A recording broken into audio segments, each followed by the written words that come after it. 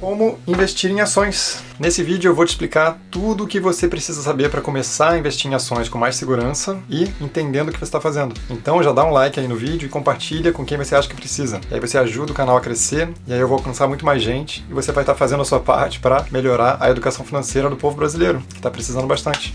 Mas primeiro, um agradecimento à Huntech Markets, que é parceira aqui do canal. A Huntech é uma corretora internacional que é excelente para negociar Forex, CFD, Commodity, e eles oferecem mais de 2.500 ativos para negociação, e eles têm um monte de material educacional também, e eles têm umas funcionalidades muito legais. Tem uma que você pode copiar as estratégias dos traders mais experientes. Então, se quiser experimentar, clica no link aqui da descrição para abrir sua conta lá na Huntech. E é sempre bom lembrar que esse tipo de operação tem seus riscos, então é importante você entender o que está fazendo, e ela é mais indicada para quem tem um perfil arrojado de investimentos, ok?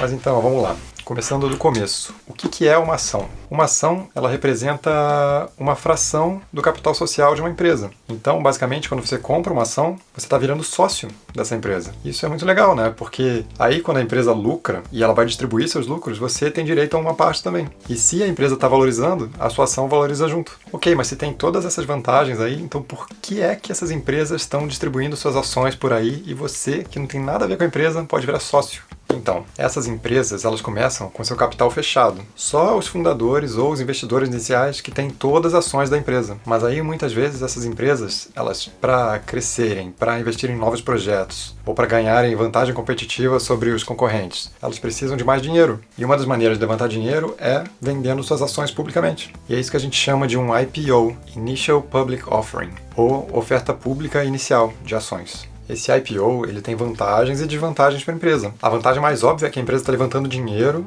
sem se endividar. Ela não está tomando empréstimo, ela está simplesmente vendendo as ações. E aí ela levanta a caixa. Outra vantagem é que quando uma empresa está sendo negociada publicamente, ela ganha mais visibilidade e mais credibilidade. Isso aí pode ajudar a conseguir novos negócios, a atrair novos clientes, etc. Outra vantagem bem interessante do IPO é que ele aumenta a liquidez das ações. Então agora os acionistas eles podem negociar as suas ações com muito mais facilidade. E um ativo mais líquido, ele é sempre mais valioso do que um ativo equivalente menos líquido. Então, pelo simples fato da ação estar sendo negociada publicamente, isso aumenta a liquidez e aumenta o valor das suas ações. Agora, em contrapartida, a empresa quando faz um IPO, ela passa a ser obrigada a divulgar uma série de informações financeiras, entre elas balanço patrimonial, demonstração de resultados, relatórios de governança corporativa e muitas outras informações. E isso serve para garantir mais transparência e para dar para os investidores as informações importantes, as informações relevantes para eles tomarem as decisões em relação à negociação dessas ações da empresa. Então, feito o IPO, essas ações que eram da empresa passam a ser dos investidores. E agora, esses investidores eles podem negociar essas ações entre eles, sem ter nada a ver com a empresa. E essas são duas categorias de mercado diferentes. Existe o mercado primário, que é esse em que a empresa emite os seus títulos e vende para o investidor pela primeira vez,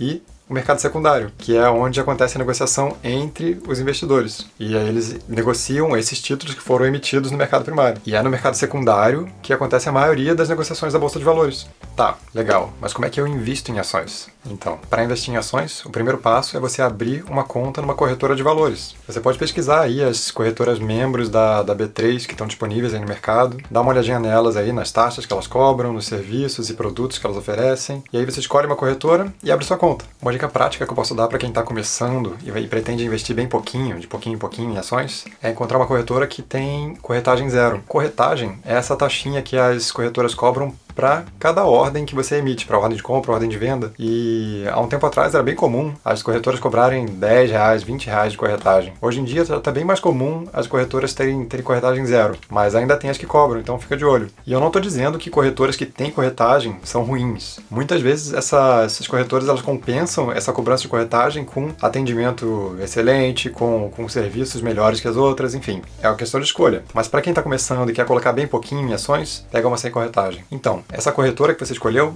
ela vai ser a intermediária entre você e a Bolsa de Valores. Então você vai lá no site dessa corretora, abre o Home Broker, que é a interface que essa corretora te dá para você negociar as ações. Tem geralmente gráficos, outras ferramentas de análise também, enfim, tem uma série de ferramentas. Então você escolhe qual ação você vai comprar, a quantidade que você quer comprar, o preço que você está disposto a pagar, o tipo da ordem, que tem alguns tipos de ordem disponíveis ali, e você emite sua ordem. E aí a corretora vai lá e comunica sua ordem à Bolsa de Valores. E a Bolsa, quando recebe recebe sua ordem, ela põe a ordem lá no book de ofertas, ou livro de ofertas, que é lá que ela vai casar as ordens de compra com as ordens de venda. E aí, quando ele encontrar essa contraparte aí da sua ordem, ela vai executar a ordem, e aí entra um novo personagem na história, que é a CBLC, que é a Câmara Brasileira de Liquidação e Custódia, que ela vai cuidar justamente da liquidação e da custódia desses títulos. Ou seja, ela vai garantir que o dinheiro vai ser transferido da conta do comprador para o vendedor e que as ações vão ser transferidas do nome do vendedor para o comprador. E essas ações, elas vão ficar custodiadas lá na CBLC, numa conta de custódia no teu nome.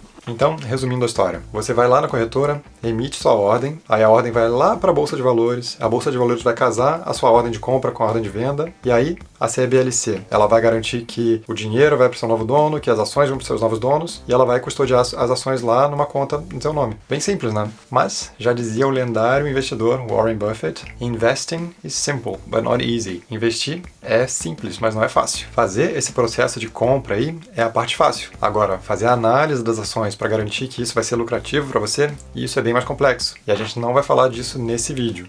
Eu vou fazer um outro vídeo no futuro falando sobre isso, sobre como é que a gente pode usar essas informações que a gente tem disponíveis dessa empresa. Por exemplo, os balanços patrimoniais e as demonstrações de resultados que a gente falou lá no começo, para a gente fazer análises e aumentar a nossa chance de lucrar com essas negociações. Mas antes de ir embora, eu queria falar de mais um assunto que todo mundo adora, que é imposto de renda. Então, aos olhos da Receita, tem dois tipos de negociações em ações. É o day trade, que é quando a compra e a venda desse mesmo ativo foi feita no mesmo dia, ou o segundo tipo, que é o swing trade, ou operações comuns, que é quando a compra e a venda são feitas em dias separados. Você compra um dia e vende a partir do dia seguinte. As operações de day trade, elas têm uma alíquota de 20% sobre o lucro, e as operações do swing trade, elas têm uma alíquota de 15% sobre o lucro. E esse imposto ele tem que ser pago todo mês. Então, todo mês que você lucrar com ações, você tem que ir lá gerar sua DARF, que é um documento de arrecadação de receitas federais. Você tem que pagar essa DARF até o final do mês seguinte à sua negociação. Isso é para quando você tem lucro. Agora, se você tiver prejuízo nesse mês, você pode abater esse prejuízo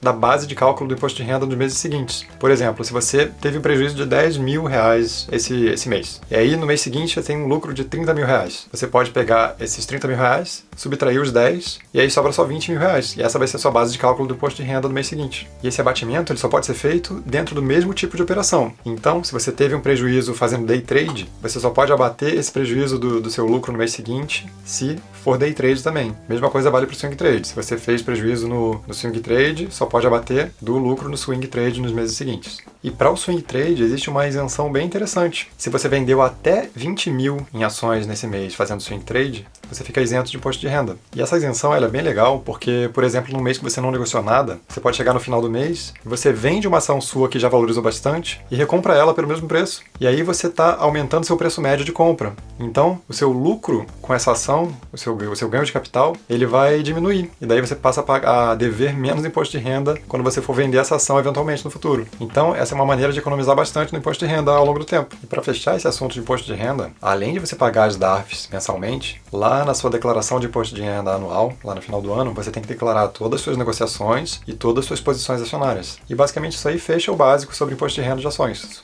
E para você que ainda não começou a investir em ações, uma forma bem legal de você perder o medo desse investimento é você começar a fazer na prática. Abre uma conta na sua corretora e escolhe uma ação baratinha. Enfim, tem ações que têm preços bem baixos. Você pode começar investindo, sei lá, com 10 reais, até menos. E aí você compra uma ação, deixa lá na sua carteira e começa a acompanhar. Vê o preço subindo, descendo. Você começa a ficar mais envolvido, sabe, com o skin in the game ali. E aí você, quem sabe, não começa a tomar gosto pela coisa, começa a estudar mais sobre isso e começa a aumentar os seus investimentos.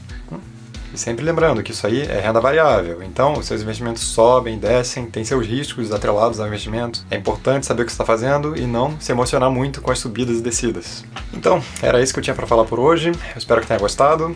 Se gostou, dá um like, se inscreve no canal e compartilha esse vídeo com seus amigos que você acha que vão gostar desse vídeo, beleza? É isso aí. Então até a semana que vem.